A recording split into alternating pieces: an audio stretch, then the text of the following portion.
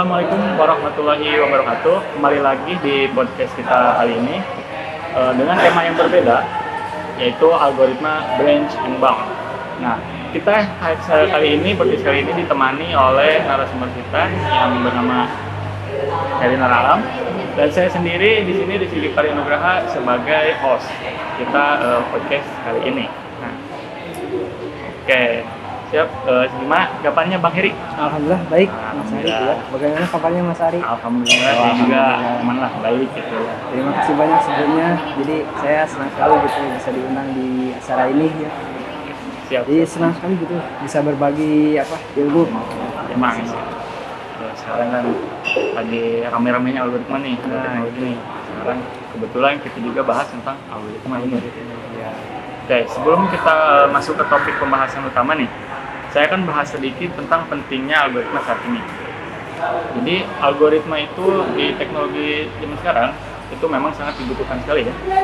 Jadi inti dari perkembangan teknologi modern itu semuanya hampir pakai algoritma gitu. Bahkan kecerdasan buatan juga yang sering kita pakai atau disebut AI ya, itu juga menggunakan algoritma untuk mencari solusi yang cepat gitu ya. Lalu, nah salah satu algoritma yang berperan penting dalam pencarian dan pengambilan keputusan itu salah satunya adalah algoritma branch and bound ini. Nah, algoritma ini dirancang untuk menyelesaikan masalah optimasi, seperti menemukan solusi terbaik di antara banyak kemungkinan, terutama dalam situasi dengan ruang solusi yang sangat besar. Nah, kali ini kita akan membahas lebih lanjut tentang algoritma branch and bound ini dengan narasumber kita kali ini. Oke, sebelum kita masuk lebih dalam, mengapa menurut Anda algoritma ini penting di era teknologi sekarang? Ya. Jadi ini ya Mas Ari, kenapa algoritma branch and bound ini sangat penting gitu ya? Jadi karena banyak masalah di dunia nyata ya. Nah, di dunia nyata ini banyak yang bersifat kompleks gitu, lebih kompleks. Terus membutuhkan efisiensi yang tinggi, misalkan seperti ketika ada perusahaan logistik harus mencari rute pengiriman yang terbaik untuk menghemat waktu dan biaya, misalkan. Atau ada perusahaan manufaktur yang harus menempatkan sumber dayanya secara optimal gitu, jadi supaya efektif dan efisien, terkontrol ya efektif dan efisiensinya. Terus, nah algoritma branch and bound ini akan membantu menyelesaikan masalah secara sistematis tanpa harus mencoba semua kemungkinan gitu secara brute force gitu kan. Kalau misalkan di brute force jadi semua, nah secara sistematis jadi semua dicoba terlebih dahulu, baru setelah itu apabila cocok baru berhenti gitu. Lalu sehingga lebih cepat dan sumber daya gitu. Oh ya, jadi selesai juga algoritma brute force itu mencari solusinya dengan mencoba semua kemungkinan ya tadi sudah disebutkan. Nah, kalau branch and bound ini lebih sistematis dan cepat berarti ya gitu. Nah, ya, jadi lebih cepat karena gimana kalau misalkan di brute force kan mencoba semua kemungkinan terlebih dahulu. Ya. Nah, apabila satu kemungkinan tidak efektif, misalkan tidak cocok, nah baru kita kembali lagi ke awal kan, terus mencoba sampai ketemu solusi. Nah, sedangkan kalau ini mah jadi lebih mudah digunakan, lebih efisien, lebih efektif untuk digunakan pada masalah yang kompleks gitu. Oh iya, ya. Berarti memang algoritma branch and bound ini lebih cocok untuk masalah yang besar gitu. Nah, iya, begitu. Nah, selanjutnya kita akan bahas nih konsep dasarnya nih. Ya. Bisa dijelaskan lebih rinci apa itu konsep algoritma branch and bound dan cara kerjanya gitu? Boleh Mas Ari. Oke. Jadi algoritma branch and bound ini adalah metode untuk menyelesaikan masalah optimasi ya, dengan cara membagi masalah besar menjadi submasalah yang kecil gitu. Ya. Nah, kemudian di algoritma ini ada dua langkah utama. Nah, yang pertama ada branching, yaitu apa itu branching? Membagi ruang solusi menjadi cabang-cabang kecil. Misalnya jika kita mencari rute perjalanan, maka setiap cabang mewakili rute yang berbeda. Misalkan ada jalan utama nih, jalan besar, nah kan ada jalan gang tuh. Nah, itu percabangannya Mas Ari.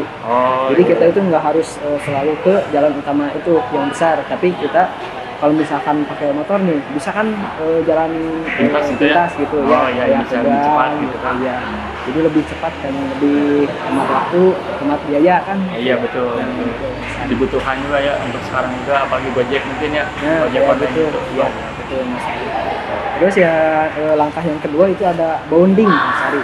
Apa itu? Bang? Nah, kalau misalkan bonding itu jadi mengevaluasi cabang yang tadi ya, cabang-cabang yang tadi dengan menggunakan batasan tertentu. Misalnya kita menghitung apakah rute tersebut lebih pendek atau lebih murah dibanding solusi terbaik yang sudah ditemukan sebelumnya misalkan. Nah, Membandingkan yang rute-rute tadi mungkin yang ditemukan gitu ya. nah iya, jadi algoritma ini akan mencari kemungkinan solusi yang akan menghemat biaya, menghemat waktu dan lebih efektif gitu. Jadi kalau lebih efektif diterapkan. Terus jadi jika sebuah cabang misalkan diketahui tidak mungkin menghasilkan solusi, nah yang lebih baik dari cabang yang lain misalkan, maka cabang itu akan dipangkas atau diabaikan gitu. Nah seperti itu. Jadi inilah mengapa algoritma ini jauh lebih efisien gitu dibandingkan mencoba semua kemungkinan seperti pada algoritma brute force yang sebelumnya kita bahas gitu. Oh berarti kan kita di algoritma ini kan mencarinya bercabang kan, branch Iya. artinya cabang kan. Ya, Jadi kita di sini algoritma ini mencari cabang-cabang yang memang menjanjikan gitu ya, memberikan solusinya gitu.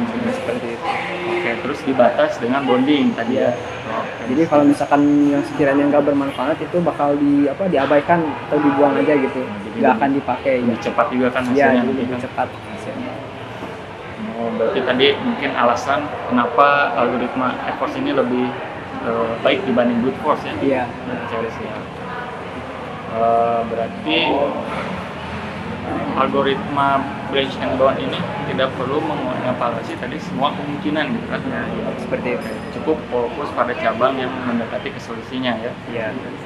Jadi itulah kelebihan dari algoritma branch and bound gitu. Oke. Nah, prinsipnya adalah jika sudah tahu sebuah cabang tidak akan menghasilkan solusi misalkan.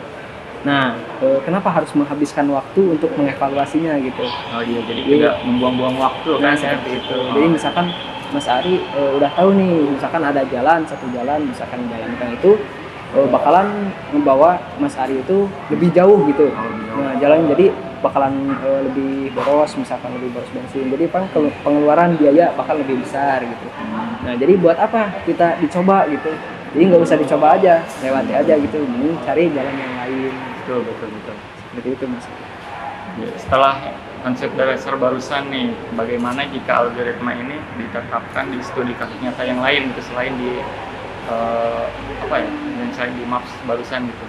Oh, bagaimana contohnya? Misalnya yang paling umum aja ya, misalkan di dalam traveling salesman problem atau TSP, yaitu mencari rute perjalanan terbaik yang melewati kota sekali tanpa mengulang gitu, dengan total jarak terpendek.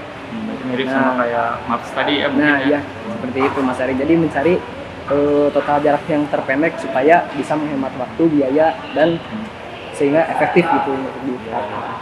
Misalnya sebuah perusahaan logistik nih, seperti JNE atau Si Cepat misalkan ya, di mana harus mengirim paket ke berbagai kota kan tuh jauh ya, dari kota sana misalkan ke kota sini misalkan, terus ke kota mana lagi gitu.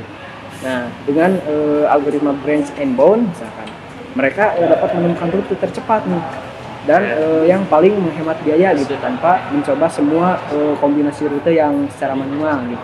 Berarti memang sudah dibuatkan gitu untuk oleh algoritma ini sudah dibuatkan gitu. Nah ya, untuk jadi terbaik. udah diseleksi gitu, jadi udah ketahuan yang mana jalan yang bakalan lebih efektif gitu, menghemat waktu dan biaya. Nah, untuk contoh lainnya bagaimana selain itu? Ada Nah, apa untuk lagi? contoh lainnya bisa di dunia keuangan juga Mas Ari. Oh, Ya, algoritma branch and bound ini. Misalkan dalam pengelolaan portofolio investasi. ya. Nah, algoritma ini biasanya digunakan untuk memaksimalkan keuntungan. Nah, dengan tetap mematuhi batasan resiko tertentu. Kan namanya keuangan ya pasti banyak risikonya ya. Nah, betul. jadi pasti kalau misalkan di keuangan itu pasti ada batasan-batasan tertentu. Jadi tidak seperti mencari jalan kan itu masih besar gitu ya, tanpa batasan itu, tapi tetap masih ada batasan yang kecil. Tapi kalau misalkan di keuangan itu kan harus lebih ketat. batasan. Nah, Ya, seperti betul. itu. Terus lebih apa ya, lebih efektif lagi untuk Nah, keuangan iya. gitu. Seperti itu. Menarik nih tadi. Jadi algoritma ini berarti tidak hanya di satu bidang saja seperti tadi rute ya, Nah, tetapi betul, bisa Mas. dipakai juga di banyak aplikasi gitu ya. Mulai dari transportasi gitu, terus manufaktur hingga keuangan pun gitu. Brands and Bone ini bisa memiliki peran penting dalam membantu pengambilan keputusan seperti itu, Mas Ari. Nah, sebelumnya kan kita membahas tentang kelebihannya aja nih tadi kan. Ya, Pasti gitu di setiap algoritma itu ada kesulitan atau tantangannya gitu kan. Nah, gimana untuk tantangannya di Brains and Bone ini? Apa itu? kalau Kesusahan. misalkan tantangannya, kalau misalkan tantangan utamanya nih Mas Ari, jadi ketika ruang solusi terlalu besar. Nah, meskipun Brains and Bone ini lebih efisien dibandingkan brute force gitu, tapi tetap saja jika jumlah kemungkinan solusi sangat besar, algoritma ini bisa menjadi lambat gitu. Oh, iya. Jadi menghambat pada efisiensi waktu. Selain itu, jadi salah satu aspek tersulitnya pada algoritma ini adalah merancang fungsi bounding yang efektif. Oh, jadi membatasi Iya, dalam batasan-batasannya gitu. Jika fungsi bondingnya tidak cukup ketat, nah maka terlalu banyak cabang yang harus dievaluasi sehingga prosesnya tetap memakan waktu yang lama. Begitu Mas Ari. Berarti masalah dari apa ya? Kecepatan mungkinnya. Iya, jadi kecepatan pada memaksimalkan konsumsi waktu gitu. Terus gimana tuh untuk solusinya tadi? Apakah ada solusi? Ada beberapa solusi Mas Ari. Jadi salah satunya adalah menggunakan dengan pendekatan hybrid gitu. Jadi gimana tuh hybrid? Ya, jadi menggabungkan Brains and Bone dengan algoritma lain seperti heuristik. Ya, heuristik itu membantu menemukan solusi awal yang baik gitu. Oh, Sehingga algoritma hanya perlu mencari solusi yang lebih baik daripada awal tersebut. Seperti itu Mas Ari. Terus selain itu juga GPU atau cloud computing. Nah, jadi kita bisa mengevaluasi banyak cabang sekaligus untuk mempercepat proses sehingga waktu yang dibutuhkan itu bisa lebih singkat seperti itu. nanti dengan menggunakan cloud computing atau bantuan gitu ini bisa lebih cepat mungkin ya Ya, jadi lebih cepat gitu. waktunya. Berarti untuk solusinya algoritma ini bisa juga digunakan dengan teknik algoritma yang lain, berarti bisa digabung juga Ya, kan? jadi digabung yang namanya hybrid gitu kan. Nah, Jadi bisa digabung dengan algoritma manapun gitu yang sekiranya bisa membantu mengefisienkan proses pada bones tadi pada algoritma Brains and Bone. mempercepat menemukan solusinya mungkin ya. Iya gitu. Kira-kira nih ada gak tips dan saran buat teman-teman yang ingin mendalami algoritma ini? Pasti ada ya itu. Jadi Gimana tuh? langkah pertama nih adalah memahami dasar-dasar struktur data terlebih dahulu, terutama untuk pohon biner, Mas Ari. Kemudian karena algoritma ini bekerja dengan membangun dan mengevaluasi pohon solusi. Nah, terus langkah yang kedua, ya, Jadi pendekat dengan kontennya kita harus dipelajari. ya, karena kan pohon biner itu bercabang gitu ya. Jadi pasti ada pohon solusi juga pasti bercabang. Iya. Itu kan yang namanya solusi, misalkan dari satu masalah aja pasti ada satu masalah yang memiliki beberapa solusi gitu. Jadi banyak solusi. Sedangkan untuk Brains and Bone ini kan memang akar itu bercabang, jadi Iya, pohonnya itu kan sama. Ya, tapi kalau misalkan si solusinya terlalu banyak akan tetap memakan waktu. Jadi makanya ada sistem hybrid. Ya. Jadi mempersingkat waktu ya untuk mengefisienkan seperti itu. Kemudian ada yang kedua, kita bisa coba implementasikan algoritma ini untuk masalah-masalah sederhana saja. Misalkan nih seperti knapsack problem misalnya. Nah, seperti itu atau traveling salesman problem. Nah, seperti itu Mas. Cukup praktis ya untuk tipsnya gitu, makan juga. Nah, oke. Jadi diskusi hari ini lumayan seru lah untuk bahasin Brains and Bone ini gitu ya. Jadi dimulai tadi dengan memahami konsep Brains and Bone, Lalu ada contoh penerapannya yang tadi itu ada rute jalan ya, rute jalan, terus investasi uang juga kan, Iya, di keuangan keuangan. juga, dan yang lain-lain juga ada kan dan tantangan juga ada tadi masalahnya, kekurangannya mungkin ya tantangan Iya. itu juga solusi untuk mengatasinya. Oke, terima kasih banyak Heri sudah menyempatkan untuk podcast kali ini. Sama-sama Mas Ari. Terima Ya. kasih. Oke, baik. Oke penonton, segitu saja untuk podcast episode kali ini. Semoga ilmu yang kita dapat hari ini bisa bermanfaat untuk kita semua, terutama yang juga yang menonton podcast ini. Sampai jumpa di episode berikutnya dan terima kasih. Wassalamualaikum warahmatullahi wabarakatuh. Ciao.